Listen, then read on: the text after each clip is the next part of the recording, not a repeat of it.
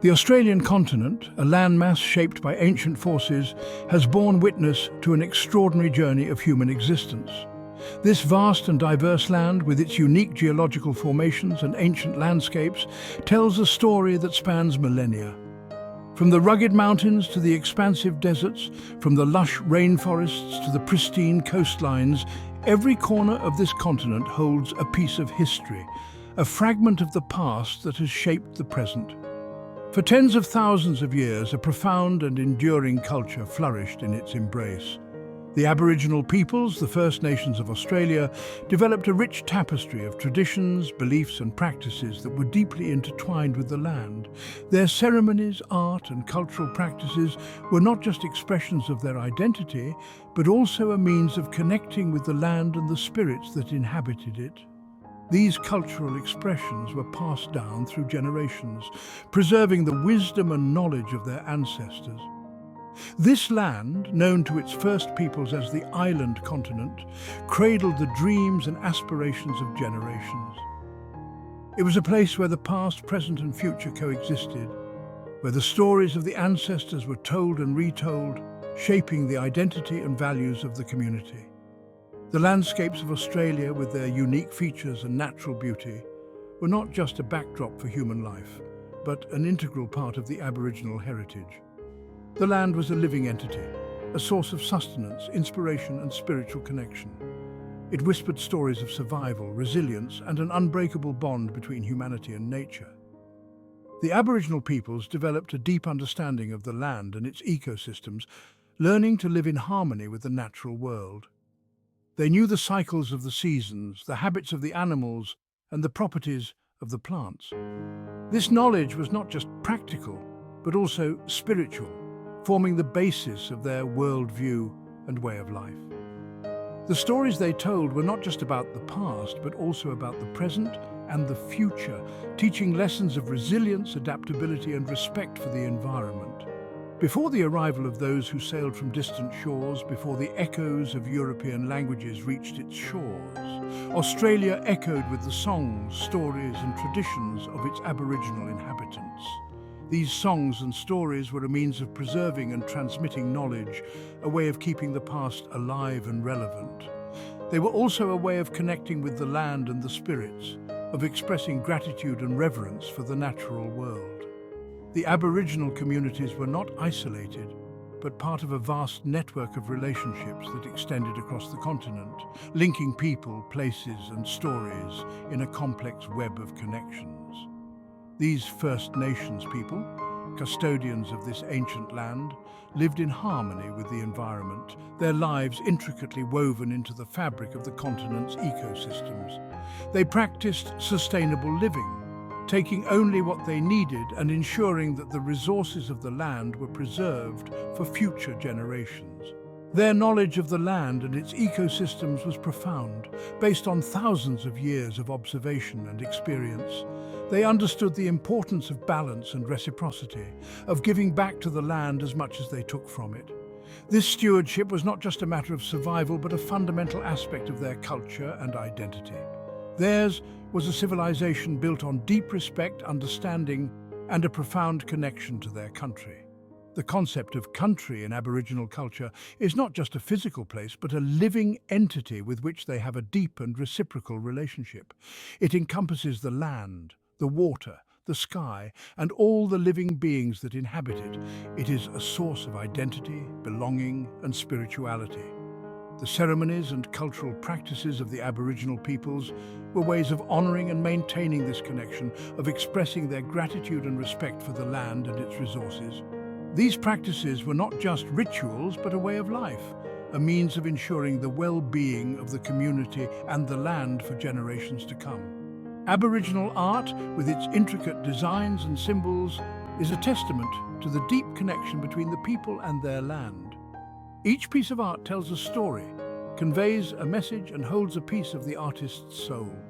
The symbols and patterns used in the art are not just decorative, but hold deep meanings and significance. They represent the land, the ancestors, the spirits, and the stories that have been passed down through generations. The process of creating art is a spiritual practice, a way of connecting with the land and the ancestors, of expressing one's identity and place in the world. The transmission of knowledge from one generation to the next is a cornerstone of Aboriginal culture. Elders play a crucial role in this process, sharing their wisdom and experiences with the younger generations. This transmission is not just about passing on information, but about instilling values, teaching respect, and fostering a sense of identity and belonging. The stories, songs, and ceremonies are ways of keeping the past alive, of ensuring that the knowledge and wisdom of the ancestors are not lost, but continue to guide and inspire future generations. Community and cooperation are central to Aboriginal life. The well-being of the individual is closely tied to the well-being of the community, and everyone has a role to play in ensuring the health and prosperity of the group. This sense of community extends beyond the human realm to include the land, the animals, and the spirits. The Aboriginal peoples understand that everything is interconnected, and that the actions of one affect the whole. This understanding fosters a sense of responsibility and stewardship, a commitment to living in harmony with the land and each other. Traditional hunting and gathering practices are a vital part of Aboriginal life. These practices are not just about obtaining food, but about maintaining a connection with the land and its resources. The Aboriginal peoples have developed sophisticated techniques for hunting and gathering that ensure the sustainability of the resources. They understand the importance of taking only what is needed, of respecting the animals and plants, and of giving back to the land. These practices are a way of life, a means of ensuring the well-being of the community and the land for generations to come. Traditional dances and ceremonies are a vibrant and joyful expression of Aboriginal culture. These performances are not just entertainment, but a way of connecting with the land, the ancestors, and the spirits. The dances and music are a means of expressing gratitude, celebrating life, and honoring the land and its resources. They are also a way of bringing the community together, of fostering a sense of unity and belonging. The vibrant costumes and music reflect the rich cultural heritage of the Aboriginal peoples, a testament to their creativity, resilience, and deep connection to the land. Today, the Aboriginal peoples continue to adapt and thrive, blending their rich cultural traditions with contemporary life. They face many challenges, but their resilience and adaptability are a testament to their strength and determination. They continue to practice their cultural traditions while also embracing new opportunities and technologies. This blending of tradition and modernity is a reflection of their ability to adapt and thrive in a changing world, while maintaining their deep connection to the land and their cultural heritage. The Australian landscape, with its stunning beauty and diversity, is a testament to the enduring connection between the land and its people.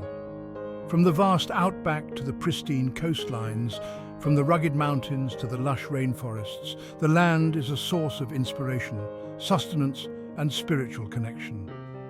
The Aboriginal peoples have a deep and abiding respect for the land, understanding that it is not just a resource to be exploited, but a living entity to be honoured and cared for. This respect and connection are at the heart of their culture and way of life, a testament to their enduring bond with the land. As we reflect on the timeless land of Australia, we are reminded of the deep and enduring connection between the land and its people. The Aboriginal peoples, with their rich cultural heritage and profound respect for the land, offer us valuable lessons in sustainability, resilience, and harmony. Their stories, songs, and traditions are a testament to their enduring bond with the land, a bond that has shaped their identity and way of life for tens of thousands of years. As we look to the future, we can draw inspiration from their wisdom and knowledge and strive to live in harmony with the land and each other. Thank you for joining us on this journey through the timeless land of Australia. May we all learn to honour and respect the land and to live in harmony with the natural world.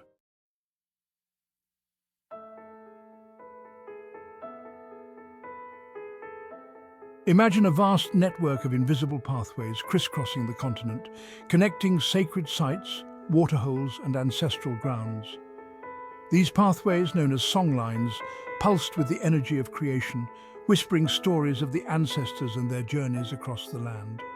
Passed down through countless generations, these songlines served as a living map, a mnemonic device that encoded vital knowledge for survival and understanding.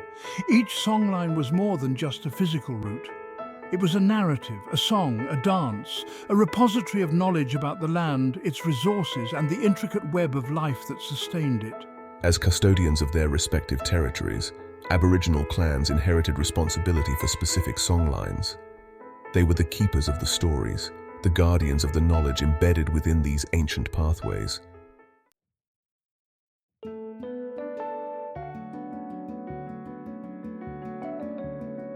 The relationship between Aboriginal Australians and their land extended far beyond mere sustenance. It was a deeply spiritual connection, a profound understanding that they were not separate from nature, but an integral part of it. They saw themselves as custodians, entrusted with the responsibility of caring for the land and ensuring its well-being for future generations. This custodial role was deeply embedded in their cultural practices and beliefs. Every action, from hunting and gathering to ceremonies and rituals, was undertaken with a keen awareness of their impact on the delicate balance of the ecosystem. They understood that their survival depended on the health of the land, and they acted accordingly.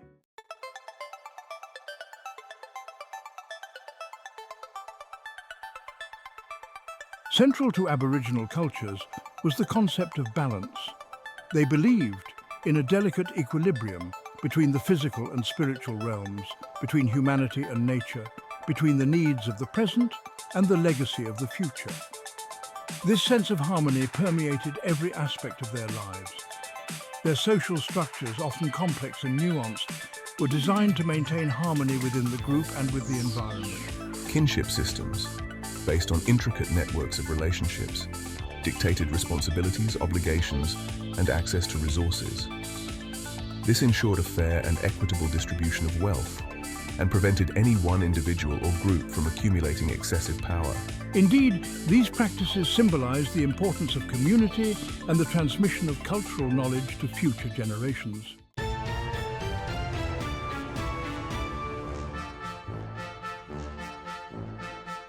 Section 5. Diverse Nations.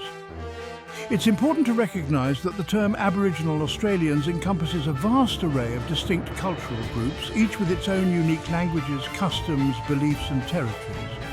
Before European arrival, it's estimated that over 500 different Aboriginal nations existed across the continent, speaking over 250 distinct languages. This diversity was reflected in their art, music, storytelling traditions and spiritual practices. From the arid deserts of the interior to the lush rainforests of the coast, from the rugged mountains to the fertile river valleys, each region bore witness to the creative ingenuity and adaptability of its Aboriginal inhabitants.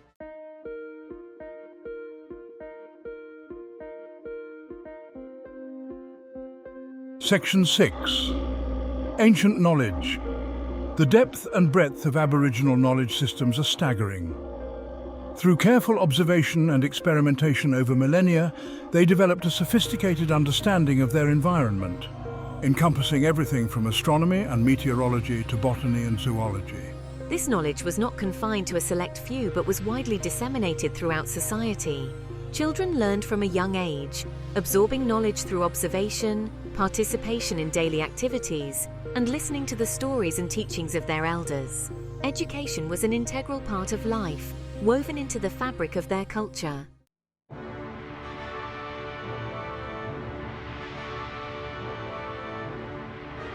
Section 7. The Deep Past. To comprehend the depth of Aboriginal history, one must grapple with timescales that stretch the limits of human imagination. Archaeological evidence suggests that Aboriginal people have inhabited Australia for at least 65,000 years and possibly much longer. This makes them the custodians of one of the oldest continuous cultures on Earth. During this immense span of time, they witnessed dramatic environmental changes, from ice ages and rising sea levels to periods of intense heat and aridity. Their resilience and adaptability in the face of these challenges is a testament to their deep connection to the land and their ability to learn and adapt to changing circumstances.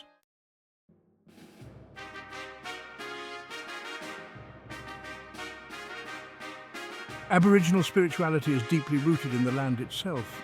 They believe that the land is alive, imbued with ancestral spirits and creative energies.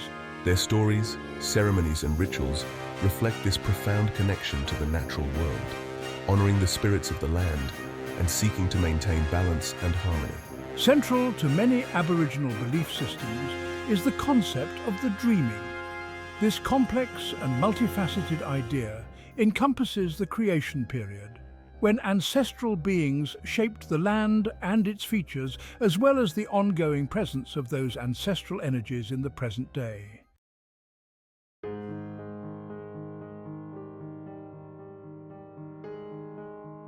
For Aboriginal people, the land is not merely a physical entity, but a living, breathing being with its own sentience and agency. It is the source of life, the provider of sustenance, and the ultimate ancestor from which all living things have sprung. This profound connection to the land shapes their worldview, their values, and their relationship with the natural world. They believe that the land remembers, that it carries the memories of past generations, their actions, and their stories. Every rock, every tree, every waterhole holds significance, whispering tales of the ancestors and their journeys across the landscape.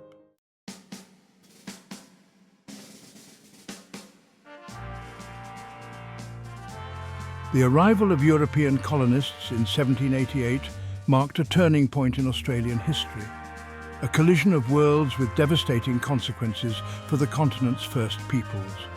The peaceful existence they had known for millennia was shattered, replaced by a system that sought to dispossess them of their land, their culture, and their very identity. Despite the immense challenges they faced, Aboriginal people never surrendered their connection to their country. They resisted colonization, fought to protect their sacred sites, and clung tenaciously to their languages, stories, and traditions.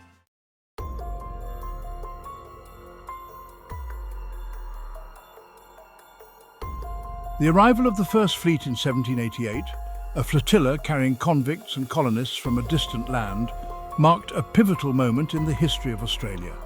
This fleet, consisting of 11 ships, carried over 1,000 people, including convicts, marines and officers, all under the command of Captain Arthur Phillip. Their journey had been long and arduous, spanning over 15,000 miles and taking more than 8 months to complete. The fleet's arrival in Botany Bay on January 18, 1788, and later in Port Jackson on January 26, 1788, signalled the beginning of British colonisation in Australia. This marked the beginning of a new and tumultuous era in Australian history. The British government had decided to establish a penal colony in New South Wales to alleviate overcrowding in British prisons and to assert its claim over the eastern part of Australia. The establishment of this colony was seen as a solution to multiple problems, including the need for a strategic base in the Pacific and the opportunity to exploit the natural resources of the new land. The early years of the colony were fraught with challenges, including food shortages, disease, and conflicts with the indigenous population. For the Aboriginal inhabitants, this intrusion from across the seas was an event of profound significance, one that would forever alter the course of their lives and the destiny of their ancient land. The Aboriginal people had lived on the Australian continent for over 65,000 years, developing a rich and diverse culture deeply connected to the land. They had their own systems of law, social organisation and spiritual beliefs, all of which were intricately tied to the natural environment. The arrival of the First Fleet brought with it a new and alien way of life that was in stark contrast to their own. The land was not just a physical space for the Aboriginal people, it was a source of identity, spirituality and sustenance. Their connection to the land was expressed through their Dreamtime stories, ceremonies and daily practices. The arrival of the British threatened to disrupt this connection as the newcomers began to claim and occupy the land for their own use. The concept of land ownership was foreign to the Aboriginal people who believed in the communal stewardship of the land. The British, on the other hand, brought with them the notion of private property and the legal framework to enforce it. The sight of towering ships with their billowing sails, unlike anything they'd ever seen before, must have filled them with a mixture of curiosity and apprehension. These ships represented a technological advancement that was beyond the comprehension of the Aboriginal people, who relied on simple canoes for their maritime activities. The arrival of the ships was a spectacle that drew the attention of the local communities, who watched with a sense of wonder and trepidation as the newcomers disembarked and began to establish their settlement. The Aboriginal people must have wondered who these strangers were and what their intentions might be. The initial encounters between the two groups were marked by a mixture of curiosity, caution, and misunderstanding. The British viewed the Aboriginal people as primitive and uncivilized, while the Aboriginal people saw the newcomers as intruders who did not understand or respect their way of life. These early interactions set the stage for a complex and often contentious relationship that would unfold over the coming years. Who were these strangers who had come to their shores? What did they want? These questions must have weighed heavily on the minds of the Aboriginal people as they observed the newcomers building their settlement and asserting their presence. The British brought with them not only new technologies and ways of life, but also diseases to which the Aboriginal people had no immunity. Smallpox, influenza, and other illnesses spread rapidly through the indigenous population, causing devastating losses and further straining relations between the two groups. Little could they have known that this encounter would set in motion a chain of events that would dispossess them of their land, decimate their populations, and leave an enduring legacy of trauma and loss. The British colonisation of Australia led to the widespread displacement of Aboriginal communities as settlers claimed land for agriculture, mining and other purposes.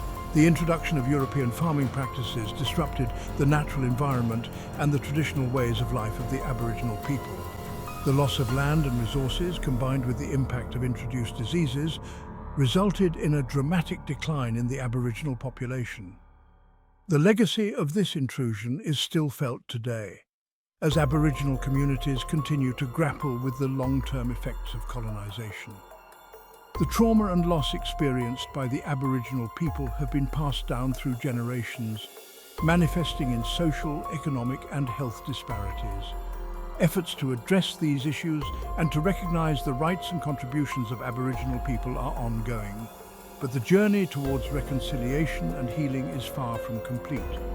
The story of the First Fleet and its impact on the Aboriginal people is a reminder of the complex and often painful history that has shaped modern Australia.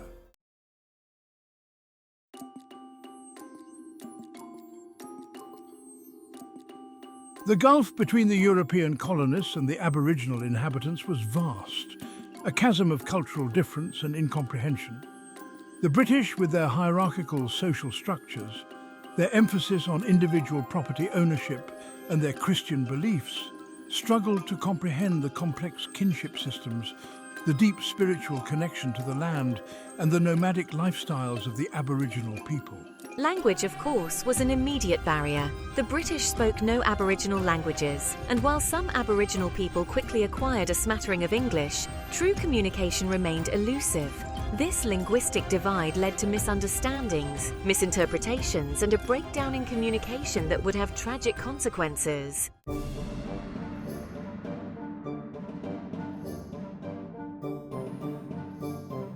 The lack of a common language and the vast cultural differences between the Europeans and the Aboriginal people led to a litany of misunderstandings, each one chipping away at the fragile possibility of peaceful coexistence. Simple gestures, innocuous actions, were often misinterpreted, fueling suspicion and fear on both sides. The Aboriginal practice of taking food and resources from the colonists, for example, was seen by the British as theft. They failed to understand that in Aboriginal culture sharing was paramount, and that they felt entitled to take what they needed from the newcomers, whom they saw as having an abundance of resources.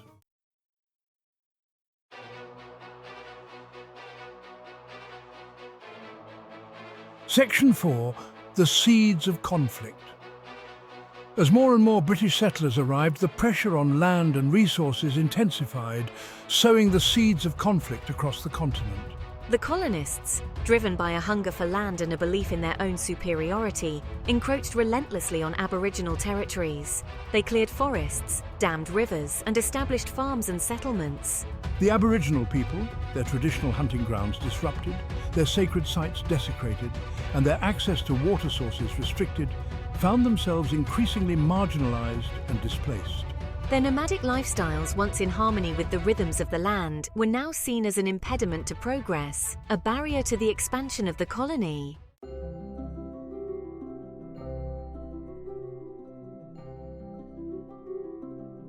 Section 5. Dispossession and Displacement. The impact of European colonisation on Aboriginal societies was nothing short of catastrophic. The loss of their land, the foundation of their culture and identity, had a devastating ripple effect, disrupting every aspect of their lives and leaving them vulnerable to disease, starvation and despair. The introduction of new diseases to which Aboriginal people had no immunity proved particularly devastating. Smallpox, measles, influenza and other infectious diseases swept through Aboriginal communities like wildfire, decimating populations and leaving a trail of death and despair in their wake.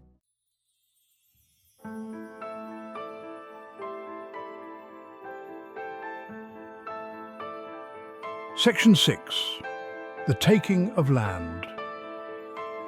The taking of land, the very foundation of Aboriginal existence, was central to the conflict between the colonists and the original inhabitants.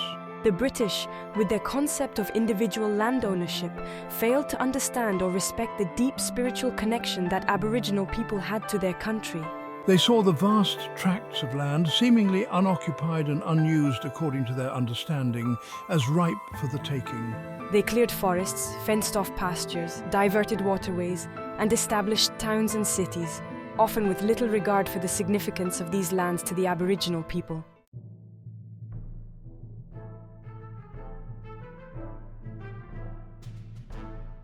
Section 7. Resistance and Retaliation.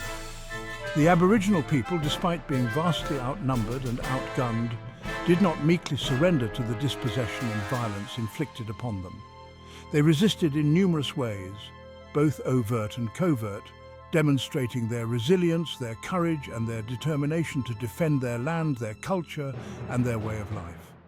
Some resisted through armed conflict, launching raids on livestock stations, attacking isolated homesteads, and engaging in guerrilla warfare against the encroaching settlers.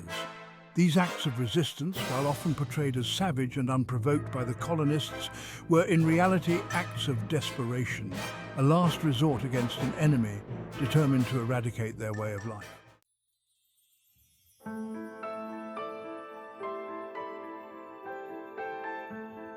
Section 8.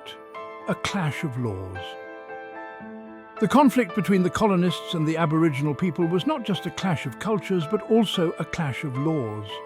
The British arrived with their own legal system based on concepts of individual rights, private property, and written law. They failed to recognise or respect the sophisticated legal systems that had governed Aboriginal societies for millennia.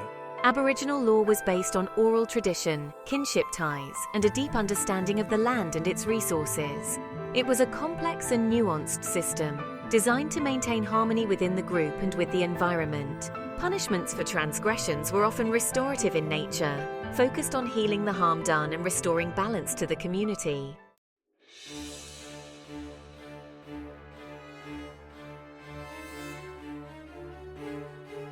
Section 1. The beginning of the Frontier Wars. The Frontier Wars, a series of conflicts that occurred between Aboriginal Australians and European settlers, started almost immediately after the arrival of the First Fleet in 1788. These wars spanned over a century and took place across the continent as the settlers expanded their territories into Aboriginal lands. The beginning of these wars was marked by both resistance and retaliation, driven by the dispossession and displacement experienced by the Aboriginal people. For the Aboriginal communities, the European intrusion was an encroachment on their sacred lands, hunting grounds and water sources. The settlers' aggressive expansionist policies, combined with their lack of understanding or respect for Aboriginal culture and law, led to countless skirmishes and full-scale battles.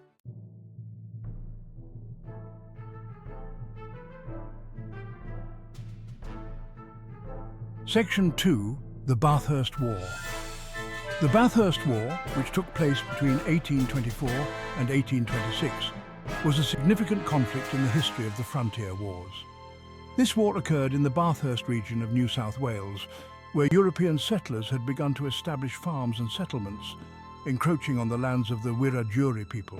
The tension between the two groups escalated into open conflict, resulting in numerous casualties on both sides. The Wiradjuri people, led by the warrior Windradine, fiercely resisted the European settlers' expansion into their territory. Windradine, also known as Saturday, became a prominent figure in the resistance, organizing raids on settler properties, destroying crops, and freeing livestock to disrupt the settlers' economy.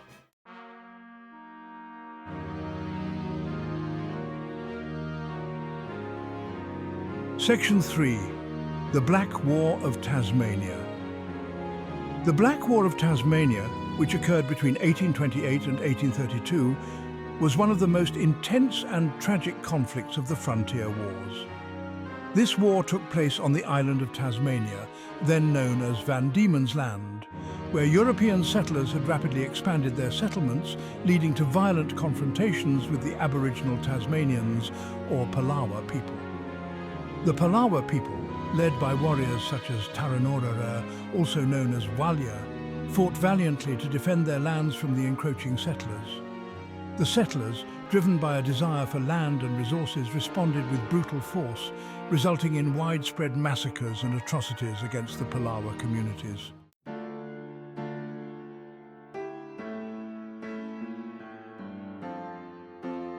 Section 4. The Battle of Pinjarra.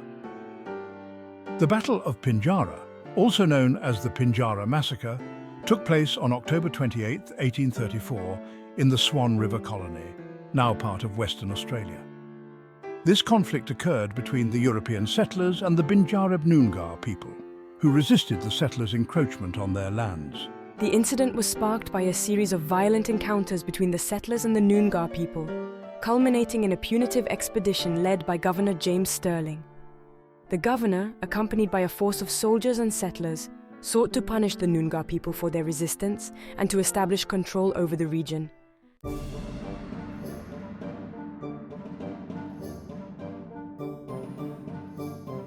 Section 5. The Faithfull Massacre.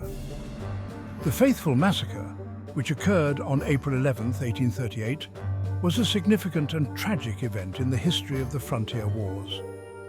This massacre took place in central Victoria, where a group of European settlers was attacked by Aboriginal people from the Taungurung and Wavaroo tribes. The incident was a direct response to the settlers' encroachment on Aboriginal lands and the violence inflicted upon the local communities. The massacre was named after the Faithfull brothers, who were among the settlers attacked.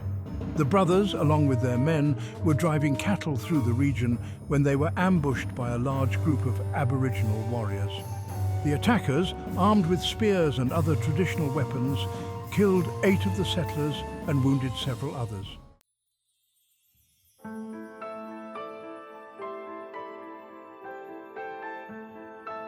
Section 6. The Myall Creek Massacre.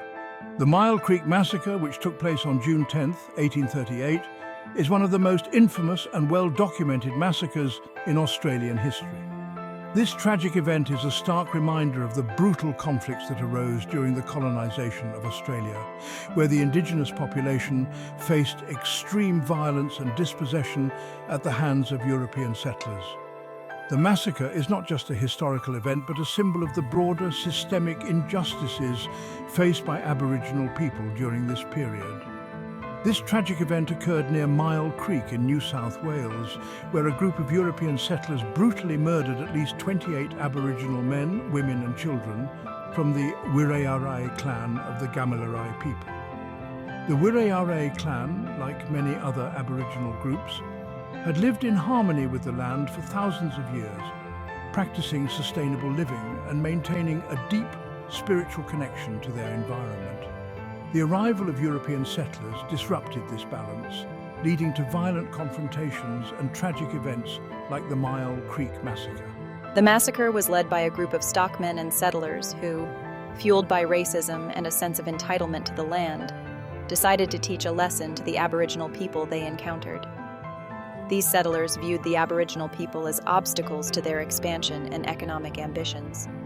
The ideology of racial superiority and the belief that the land was theirs to take justified, in their minds, the use of extreme violence. This mindset was not uncommon during the colonization period, where the dehumanization of indigenous populations was widespread. The victims, who were camped peacefully by the creek, were rounded up, tied together, and led away before being mercilessly slaughtered. The Wirrayarai people had no reason to suspect the settlers would harm them, as they had previously coexisted relatively peacefully. However, the settlers' growing frustration and desire to assert dominance led to this horrific act. The methodical way in which the massacre was carried out, with the victims being tied up and led away, highlights the premeditated nature of the crime. Their bodies were later burned to conceal the evidence of the crime. The attempt to hide the massacre by burning the bodies indicates the settlers' awareness of the gravity of their actions and their fear of repercussions. Despite their efforts to erase the evidence, the massacre was eventually discovered, leading to one of the first instances where European settlers were held accountable for violence against Aboriginal people. The trial and subsequent punishment of some of the perpetrators marked a significant moment in Australian history, highlighting the beginning of a long and ongoing struggle for justice and recognition for Aboriginal communities. The Myall Creek Massacre is a poignant example of the broader pattern of violence and dispossession that characterized the colonization of Australia. It serves as a reminder of the resilience and strength of Aboriginal communities, who have endured and continue to fight for their rights and recognition. The massacre also underscores the importance of acknowledging and learning from the past to build a more just and equitable future.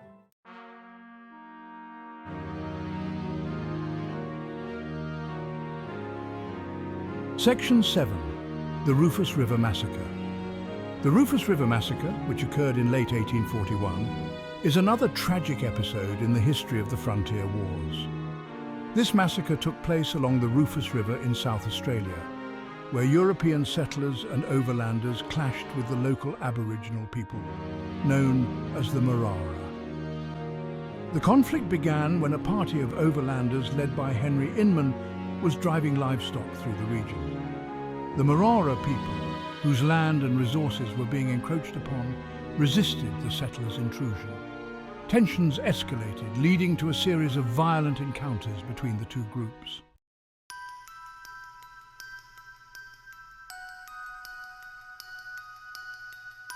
The Gippsland Massacres, which took place in the 1840s and 1850s, were a series of violent conflicts between European settlers and the Aboriginal people of the Gippsland region in Victoria. Section 8. The Gippsland Massacres. These massacres were characterized by brutal attacks on Aboriginal communities, often carried out with the support or complicity of the colonial authorities. The expansion of European settlements into Gippsland brought settlers into direct conflict with the local Aboriginal tribes, including the Kurnai people. The settlers, driven by a desire for land and resources, encroached on Aboriginal hunting grounds and water sources, leading to tensions and violent confrontations.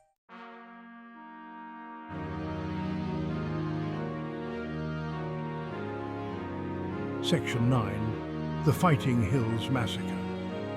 The Fighting Hills Massacre, also known as the Fighting Waterholes Massacre, took place in 1840 in the Wimmera region of Victoria. This massacre was a violent confrontation between European settlers and the local Aboriginal people known as the Yardwadjali. The conflict began when a group of European settlers, led by Charles Wedge, established a pastoral run in the region. The settlers' encroachment on Aboriginal lands and resources led to tensions and violent clashes with the Yardwadjali people, who resisted the invasion of their territory.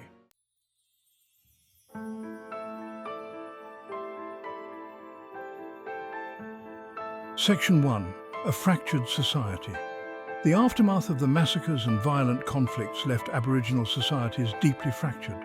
The loss of life, land and culture created a chasm that could not easily be bridged. Entire communities were decimated, and the survivors faced the immense challenge of rebuilding their lives in an environment that was now hostile and unrecognizable.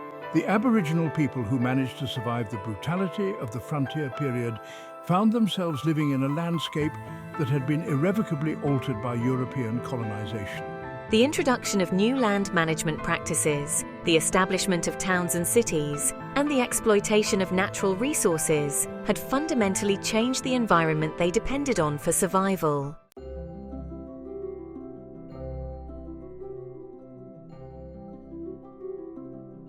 The loss of language and culture was one of the most devastating consequences of the massacres and subsequent colonization.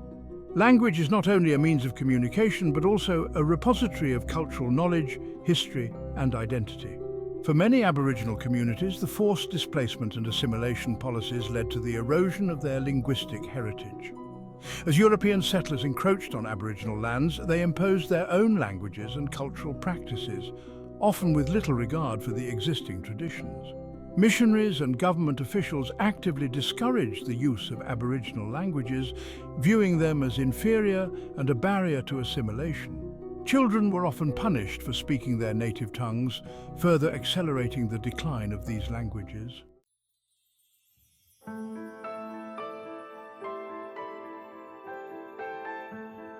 The trauma of displacement was a pervasive and enduring aspect of the Aboriginal experience following the massacres and colonization. Forced off their ancestral lands, many Aboriginal people were relocated to missions, reserves, or fringe camps on the outskirts of European settlements.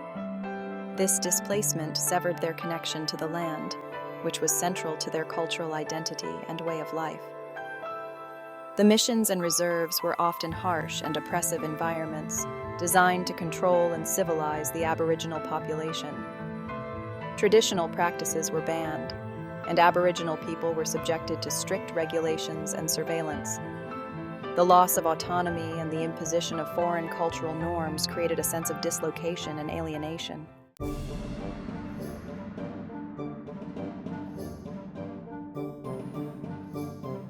Despite the immense challenges they faced, Aboriginal people continued to resist the injustices and oppression inflicted upon them. This resistance took many forms, from armed conflict to legal battles, from cultural preservation to political activism. The determination to defend their land, culture and rights remained a powerful force throughout the colonial period and beyond. Armed resistance, though often met with brutal reprisals, was a significant aspect of the Aboriginal struggle.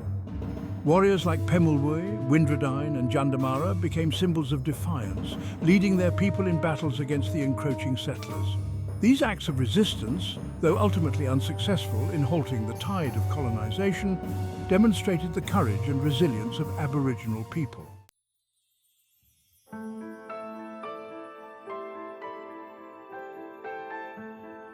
Section 5. Government Policies and Acts. The response of the colonial and later Australian governments to the Aboriginal problem was often characterized by policies of control, assimilation, and segregation.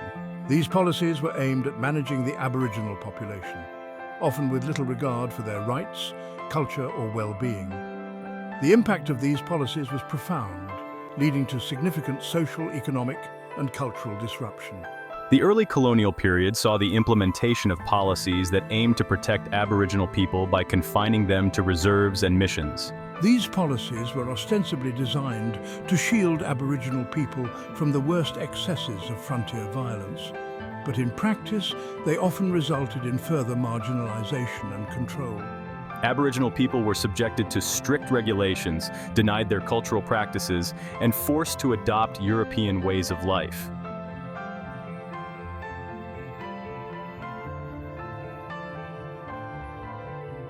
Section 6. The Stolen Generations. The term stolen generations refers to a dark and painful chapter in Australian history, one that has left deep scars on the Aboriginal and Torres Strait Islander communities. This chapter is a somber reminder of the injustices faced by these communities and the resilience they have shown in the face of such adversity.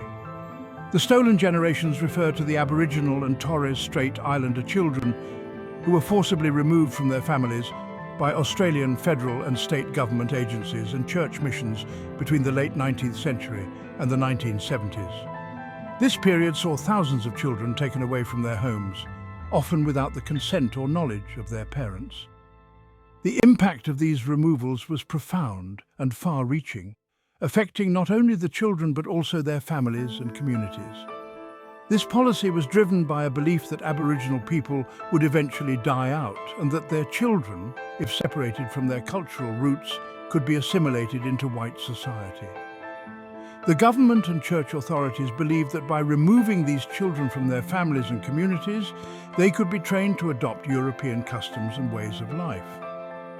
This misguided belief was rooted in a sense of racial superiority and a desire to erase Aboriginal culture and identity. The removal of children was often justified on the grounds of protection and welfare, but in reality it was an attempt to eradicate Aboriginal culture and identity. The authorities claimed that they were acting in the best interests of the children, providing them with better opportunities and a chance to integrate into mainstream society. However, the true motive was to break the cultural and familial bonds that held Aboriginal communities together, thereby weakening their resistance to assimilation. Children were placed in institutions or foster homes, where they were often subjected to harsh treatment, abuse and neglect.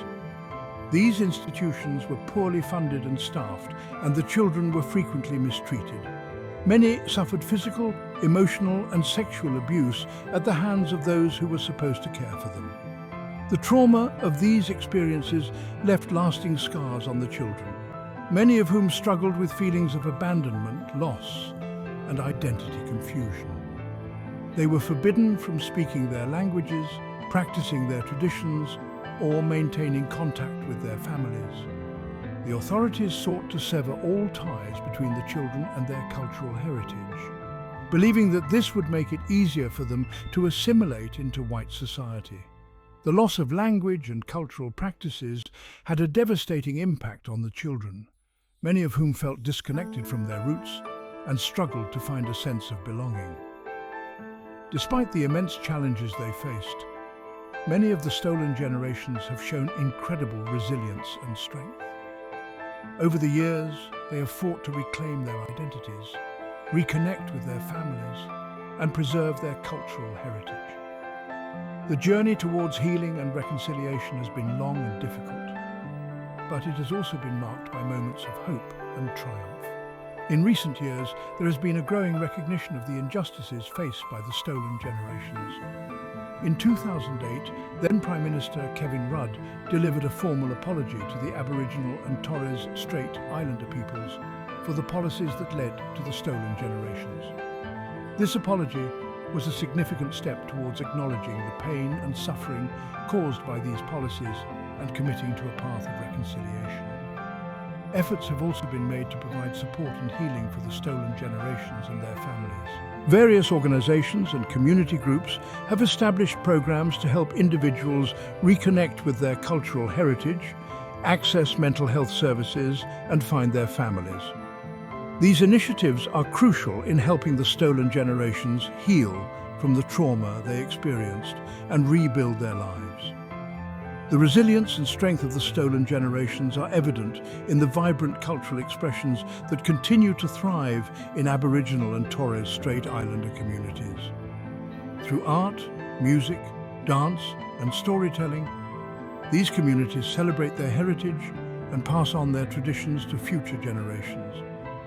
These cultural practices are a testament to the enduring spirit of the Aboriginal and Torres Strait Islander peoples and their determination to preserve their identity.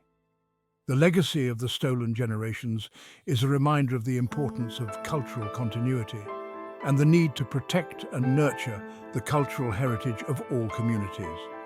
By passing on their traditions and stories to younger generations, the Aboriginal and Torres Strait Islander peoples ensure that their culture remains alive and vibrant. This intergenerational transmission of knowledge and practices is vital for the survival and flourishing of their communities, Reconciliation is an ongoing process that requires the commitment and participation of all Australians. It involves acknowledging the past, understanding its impact on the present, and working together to build a more just and inclusive future. By fostering mutual respect, understanding, and collaboration, we can create a society where the rights and dignity of all people are upheld. Education plays a crucial role in this process. By teaching the history of the stolen generations and the broader context of Aboriginal and Torres Strait Islander experiences, we can raise awareness and promote understanding among all Australians. Schools, universities, and community organisations have a responsibility to ensure that this history is accurately and respectfully represented, so that future generations can learn from the past and work towards a better future. Memorials and monuments dedicated to the stolen generations serve as important reminders of this painful history. They provide a space for reflection, mourning, and remembrance, allowing individuals and communities to honour the lives and experiences of those who were affected. These sites also serve as a call to action, urging us to continue the work of reconciliation and justice. The voices of Aboriginal and Torres Strait Islander leaders and advocates are essential in this journey. Their courage, wisdom, and determination inspire us to confront the injustices of the past and strive for a more equitable future. By listening to and amplifying their voices, we can learn from their experiences and support their efforts to achieve justice and healing. The story of the stolen generations is a powerful reminder of the importance of diversity, inclusion, and respect for all cultures. It challenges us to reflect on our values and actions and to work towards a society where everyone is valued and respected. By embracing our shared humanity and celebrating our differences, we can build a stronger, more united Australia. As we move forward, let us remember the lessons of the stolen generations and commit to creating a future where all people can thrive. Let us honour the resilience and strength of the Aboriginal and Torres Strait Islander peoples and work together to build a society that is just, inclusive, and compassionate. The journey towards reconciliation is long, but with determination and collective effort, we can achieve a brighter future for all Australians.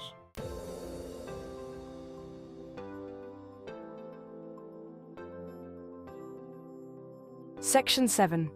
The Fight for Land Rights. The fight for land rights has been a central aspect of the Aboriginal struggle for justice and self-determination. This struggle is deeply rooted in the history of colonisation and the subsequent dispossession of Aboriginal people from their ancestral lands. For centuries, Aboriginal communities have been fighting to reclaim their rights to the land that is intrinsically tied to their identity, culture, and spirituality. The land is not just a physical space. It is a living entity that holds the stories, traditions, and spirits of their ancestors. It is a source of life, providing food, water, and shelter, but it is also a source of strength, resilience, and continuity for Aboriginal people. Land is not only a source of sustenance and economic livelihood, but also the foundation of cultural identity and spiritual connection for Aboriginal people. The relationship between Aboriginal people and their land is profound and multifaceted. It encompasses a deep spiritual connection where the land is seen as a sacred entity that holds the spirits of their ancestors. This connection is expressed through various cultural practices, ceremonies, and rituals that have been passed down through generations. The land is also a source of knowledge, with Aboriginal people possessing intricate knowledge of the flora, fauna, and ecosystems that sustain them. This knowledge is not only practical but also deeply spiritual, as it is intertwined with their cultural beliefs and practices. The dispossession of their ancestral lands had devastating effects, and the fight to reclaim these lands has been long and arduous.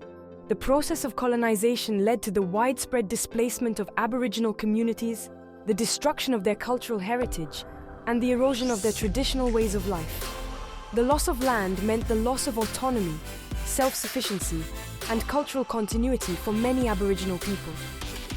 Despite these challenges, Aboriginal communities have continued to resist and fight for their land rights. This resistance has taken many forms, from legal battles and political advocacy to grassroots movements and direct action. The fight for land rights is not just about reclaiming physical territory. It is about restoring justice, dignity, and self-determination for Aboriginal people. One of the most significant milestones in the land rights movement was the Gurindji strike, also known as the Wave Hill Walk-Off, which began in 1966. This historic event marked a turning point in the struggle for Aboriginal land rights and brought national and international attention to the issue. The Gurindji strike was not just a protest against poor working conditions, it was a powerful assertion of the Gurindji people's right to their land and their determination to reclaim it. The strike highlighted the broader issues of land dispossession, exploitation and injustice faced by Aboriginal communities across Australia. Led by Vincent Lingiari, the Gurindji people walked off the Wave Hill cattle station in the Northern Territory, protesting against poor working conditions and the denial of their land rights. Vincent Lingiari emerged as a prominent leader and symbol of the land rights movement. His leadership and unwavering commitment to justice inspired many others to join the struggle. The Gurindji people's actions were a powerful statement of resistance and resilience, and their determination to reclaim their land resonated with Aboriginal communities and supporters across the country. The strike also drew attention to the broader issues of systemic discrimination, exploitation and inequality faced by Aboriginal people. The strike lasted for 9 years and became a powerful symbol of the broader struggle for Aboriginal land rights. During this time, the Gurindji people faced numerous challenges and hardships, but their resolve remained unshaken. The strike garnered widespread support from various sectors of society, including unions, activists, and political leaders. It also led to significant legal and political developments, including the passing of the Aboriginal Land Rights Northern Territory Act in 1976. This landmark legislation recognized the traditional land rights of Aboriginal people and provided a framework for the return of land to its rightful owners. The Gurindji strike and the subsequent legal victories were a testament to the strength, resilience and determination of Aboriginal people in their fight for justice and self-determination. The legacy of the Gurindji strike continues to inspire and inform the ongoing struggle for land rights and justice for Aboriginal people. Today, Aboriginal communities across Australia continue to advocate for the recognition and protection of their land rights. This includes efforts to secure legal recognition of their traditional ownership, protect sacred sites, and ensure sustainable management of their lands. The fight for land rights is also closely linked to broader issues of social, economic, and environmental justice. Aboriginal people are at the forefront of efforts to address climate change, protect biodiversity, and promote sustainable development. Their traditional knowledge and practices offer valuable insights and solutions for addressing some of the most pressing challenges facing our world today. The fight for land rights is not just about the past, it is about the future. It is about ensuring that future generations of Aboriginal people can continue to live on, care for and benefit from their ancestral lands. This involves not only legal and political advocacy, but also the revitalisation and transmission of cultural knowledge and practices. Aboriginal youth play a crucial role in this process, as they are the future custodians of their lands and cultures. Programs and initiatives that support the education, empowerment and leadership of Aboriginal youth are essential for the continued success of the land rights movement. By fostering a strong sense of identity, pride and connection to their heritage, these efforts help to ensure the resilience and continuity of Aboriginal cultures and communities. Elders play a vital role in the fight for land rights, as they are the keepers of cultural knowledge, traditions and stories. Their wisdom and guidance are invaluable in navigating the complex legal, political and social landscapes of the land rights movement. Elders provide a link to the past, grounding the movement in the rich history and heritage of Aboriginal people. They also offer a vision for the future, emphasising the importance of cultural continuity, community cohesion and environmental stewardship. The intergenerational transfer of knowledge and leadership is a cornerstone of the land rights movement, ensuring that the fight for justice and self-determination continues to thrive. The fight for land rights is also about creating sustainable and thriving communities. Aboriginal people have a deep understanding of the land and its ecosystems, and their traditional land management practices offer valuable insights for sustainable development. By integrating traditional knowledge with modern science and technology, Aboriginal communities are leading innovative projects that promote environmental sustainability, economic development, and social well-being.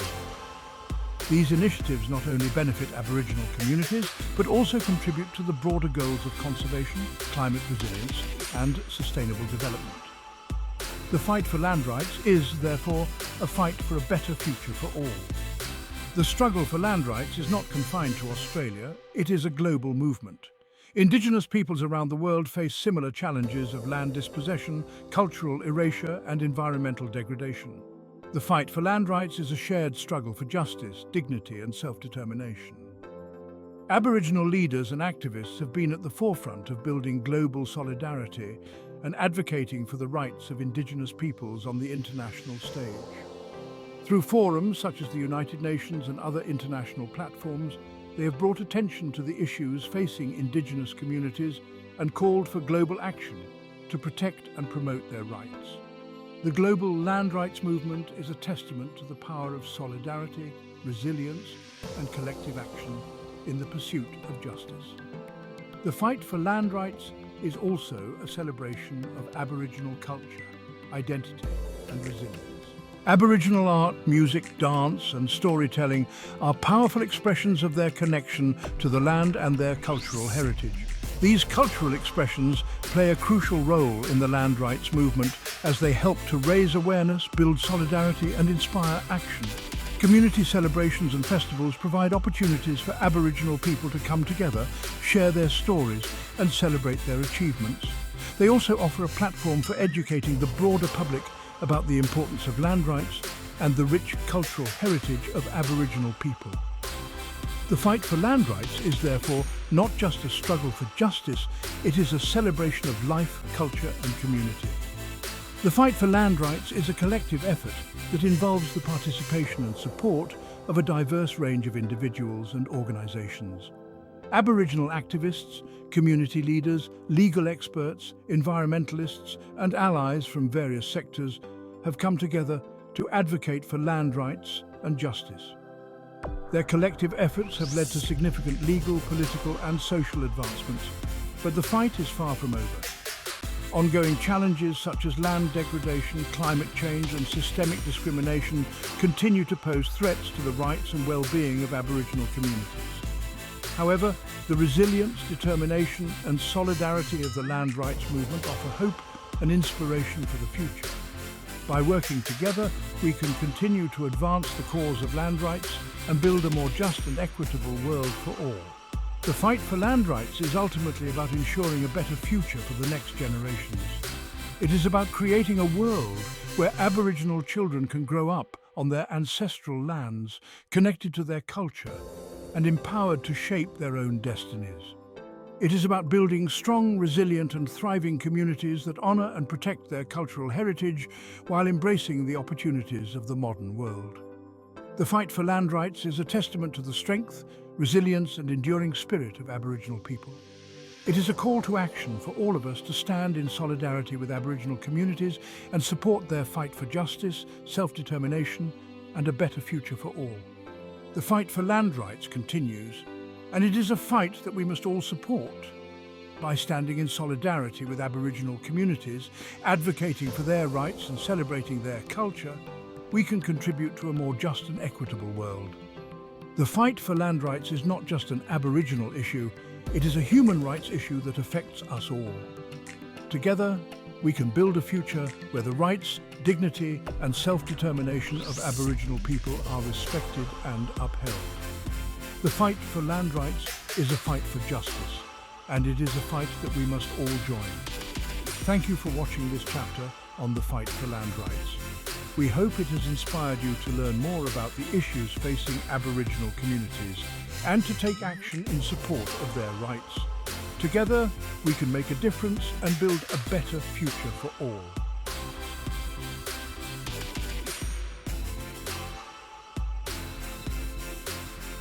Section 8. Reconciliation and Recognition. This chapter delves into the profound journey of healing and acknowledgement that has been undertaken by Aboriginal Australians and the broader Australian community.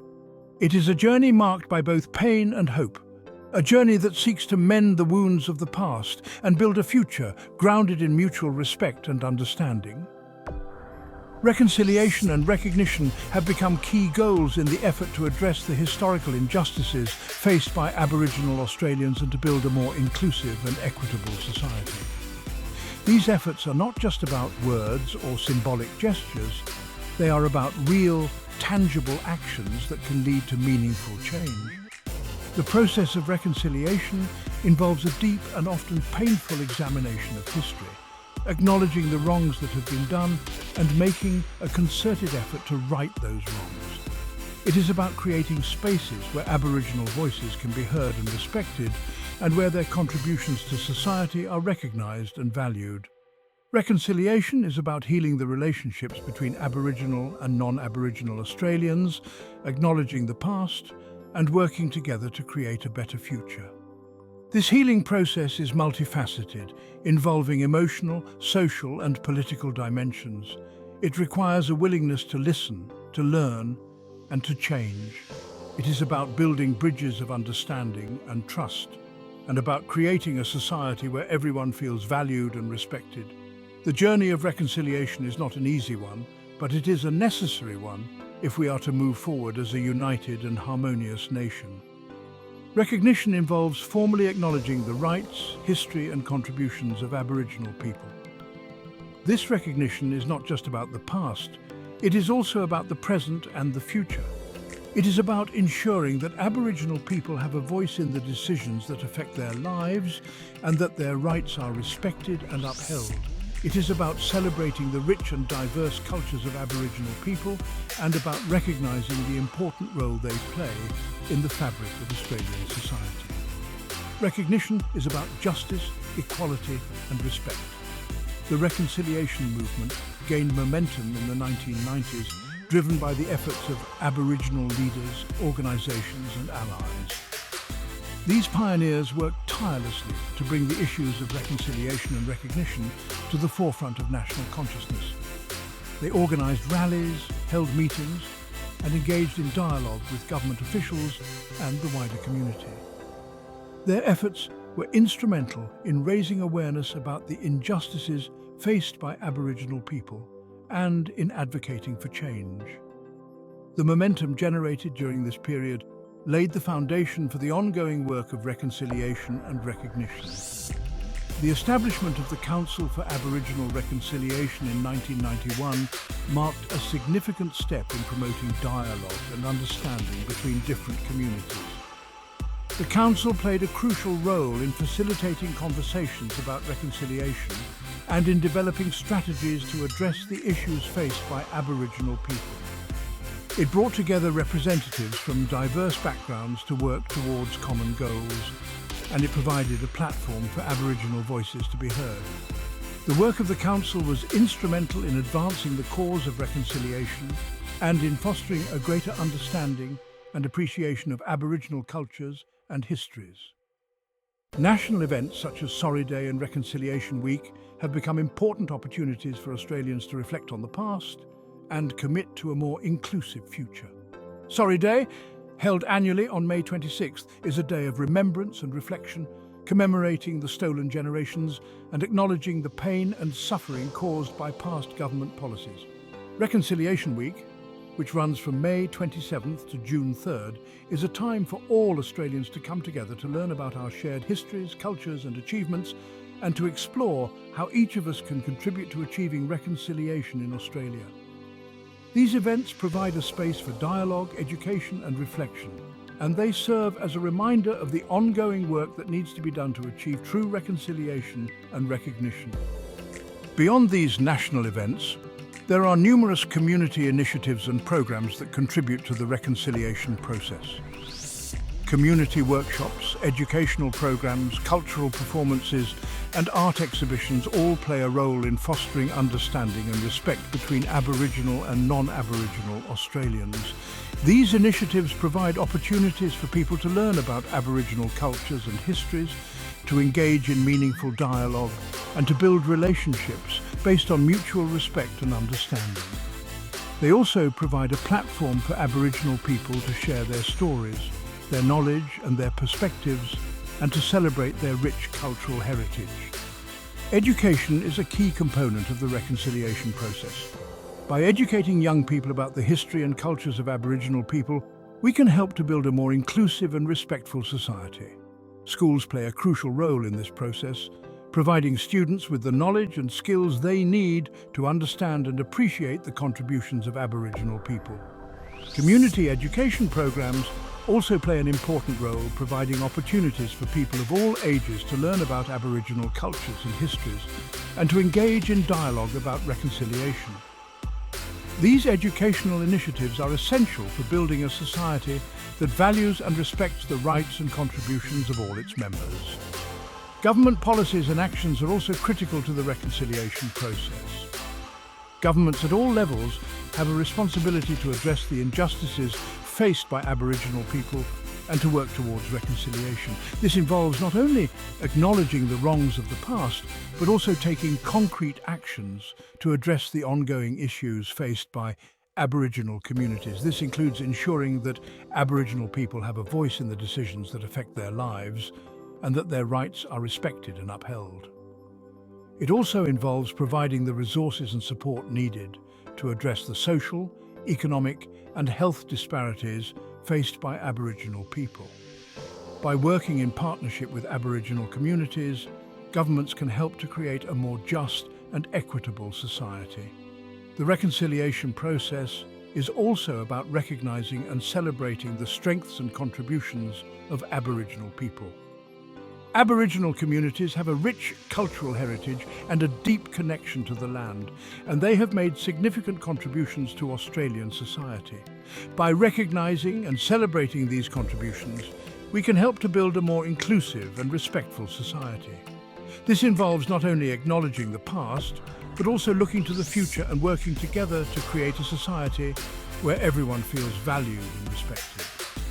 It is about building a future where Aboriginal people can thrive and where their cultures and traditions are celebrated and respected. The journey of reconciliation and recognition is a collective one, involving people from all walks of life. It is a journey that requires commitment, understanding, and a willingness to change.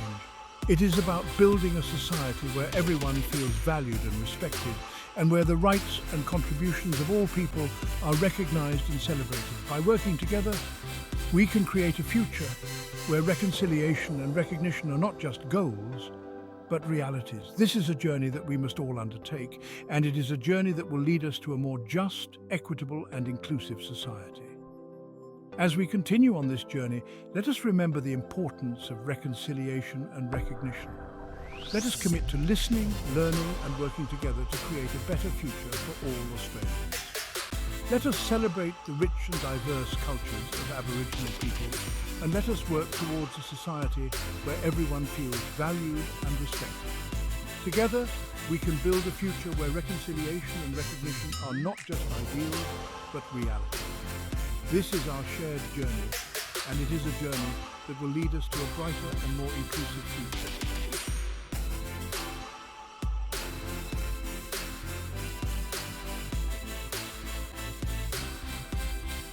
Section 9. The role of education. Education plays a crucial role in addressing the historical injustices faced by Aboriginal Australians and promoting understanding, respect, and reconciliation. For many years, the education system in Australia failed to adequately recognise or include Aboriginal perspectives, history, and culture. However, efforts to reform and improve education have been gaining momentum, driven by a recognition of the importance of inclusive and culturally responsive education. The inclusion of Aboriginal history and culture in the national curriculum is a significant step towards fostering greater understanding and respect among students. Teaching about the rich and diverse cultures of Aboriginal and Torres Strait Islander peoples, their contributions to Australian society, and the impact of colonisation helps to challenge stereotypes and promote a more accurate and inclusive understanding of Australia's history.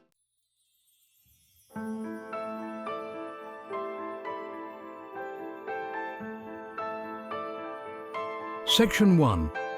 Unmasking the Silence. For too long, the history of Australia's First Peoples has been shrouded in silence, a silence woven from denial, ignorance, and a reluctance to confront the uncomfortable truths of the past. The massacres, the dispossession, the systemic discrimination, these were not mere footnotes in the grand narrative of nation-building, but rather the very foundation upon which modern Australia was built. This silence has allowed a sanitized version of history to take root, one that minimizes or ignores the suffering inflicted upon Aboriginal people and perpetuates the myth of a peaceful settlement. It's a silence that benefits those who have benefited from the dispossession, those who fear acknowledging the true cost of colonization.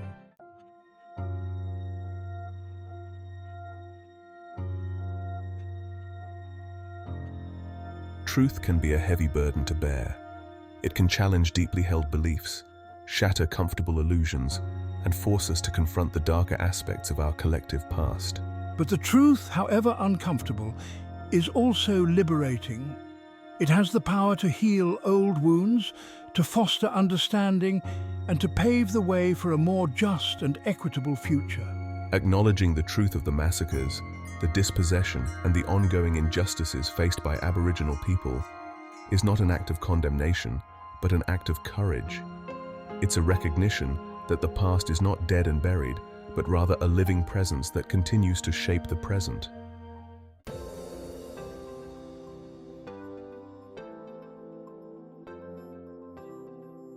Reconciliation is not a destination, it's a journey, a shared journey that requires all Australians to walk together side by side with open hearts and minds.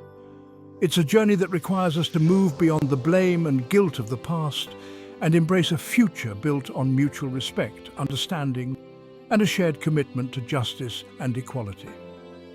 This journey begins with listening, with truly hearing the voices of those who have been marginalized and silenced for far too long. It requires us to educate ourselves about the true history of this country, to understand the ongoing impacts of colonization, and to challenge the systemic racism that continues to permeate our society.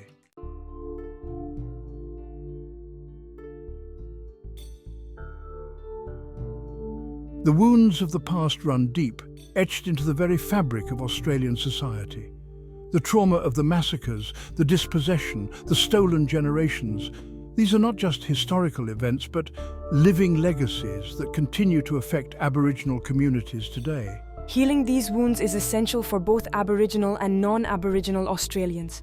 For Aboriginal people, it's about reclaiming their cultural heritage, reconnecting with their land, and addressing the intergenerational trauma that has been passed down through generations.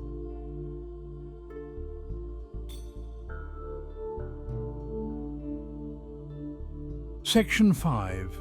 The Power of Acknowledgment. Acknowledgment is a powerful act.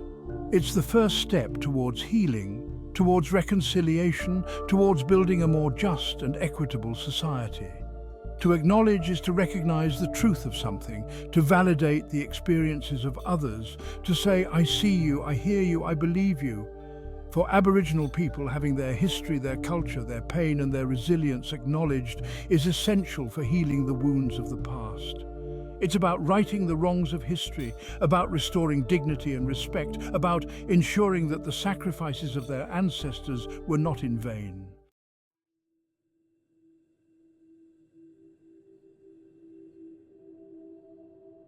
Section 6. Truth-telling and justice. Truth-telling is an essential component of reconciliation. It's about uncovering the hidden histories, the silenced voices, the uncomfortable truths that have been swept under the rug for far too long. It's about acknowledging the atrocities of the past, the massacres, the dispossession, the stolen generations, and the ongoing systemic discrimination. Truth-telling is not about dwelling on the past or reopening old wounds. It's about understanding how the past continues to shape the present, how the legacies of colonization continue to affect Aboriginal communities today.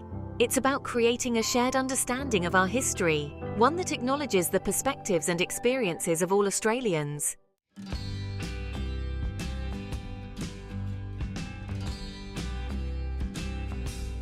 Section 7. Embracing shared history. While acknowledging the painful chapters of the past, it's equally vital to recognise and celebrate the shared history of Aboriginal and non-Aboriginal Australians. Despite the challenges, despite the injustices, there have always been those who have strived to bridge the divide, to build relationships based on mutual respect, understanding, and a shared love for this land. From the early days of contact, there were those who recognised the humanity of the other, who saw beyond the cultural differences and found common ground. There were acts of kindness, of compassion, of solidarity that defied the prevailing narratives of hatred and fear.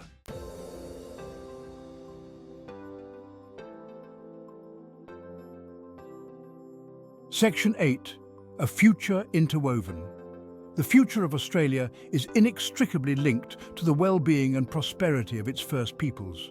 Creating a truly just and equitable society requires us to move beyond the rhetoric of reconciliation and embrace a future where Aboriginal and non-Aboriginal Australians walk together as equals, their destinies interwoven. This means addressing the systemic racism that continues to hold Aboriginal people back, dismantling the structures of oppression that limit their opportunities and deny them the same rights and freedoms enjoyed by other Australians. Yes, it's about building a future where our children can grow up without the weight of prejudice, where they can laugh and play together, united in their diversity and shared humanity.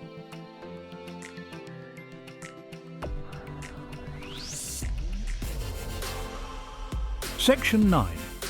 A call to action. Reconciliation is not a spectator sport. It's not something that happens passively or by osmosis. It requires active participation, a willingness to challenge the status quo, and a commitment to creating meaningful change. It's a call to action for all Australians, regardless of their background or beliefs. Educate yourself. Take the time to learn about the true history of this country, about the experiences of Aboriginal people, about the ongoing impacts of colonisation. Read books, watch documentaries, attend lectures, engage with Aboriginal perspectives, challenge racism. Call out racism wherever you see it, whether it's a casual comment, a discriminatory policy, or a systemic injustice. Silence is complicity. Be an ally, a voice for those who are marginalised and oppressed.